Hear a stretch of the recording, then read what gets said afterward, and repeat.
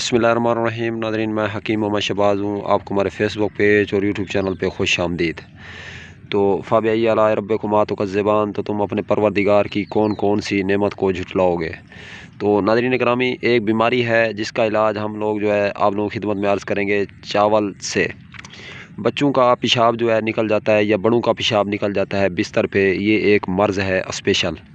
तो इस हवाले से मैं अर्ज़ करना चाहूँगा, जब भी आप लोग जो है चावल पकाने लगें तो चावल पकाते वक्त जो है आप लोग इस तरह करें कि जो चावल जो है बच जाते हैं या गिर जाते हैं, तो गिरे हुए जो चावल हैं उठा के धोते वक्त तो इनको पीस लें। पीसने के बाद जो है उस बच्चों को थोड़े से एक चुटकी दे दें, या बड़ा बंदा है तो उसको भी चौथाई चम्मच दे दें, थोड़ा थोड़ा एक दो टाइम।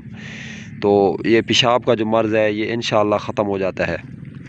तो रात को बिस्तर पे पेशाब बड़ा है या छोटा है फिर नहीं निकलेगा उसका। ये सिर्फ नेमत के जो गिरने की वजह से आप लोग उसका जो है एहतराम करते हैं, उसको उठा के खा लेते हैं, तो अल्लाह ताला इतने बड़े इनामात देता है। तो नेमत हमेशा ज़ाया ना की जाए, जब गिरे तो उसे उठा के जो है इस्तेमाल में लाया जाए, तो ये सबसे बेस्ट होता है।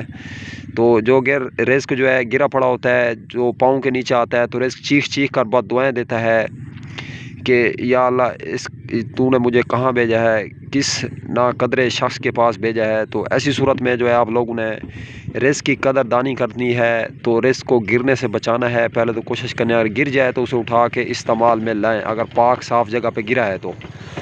अब तक के लिए इतना ही। तब तक के लिए अपना भी ख्याल रखें और अपने इस फेसबुक पेज और यूट्यूब चैनल का भी। दोस्तों, हम मिलेंगे किसी भी नई वीडियो के साथ।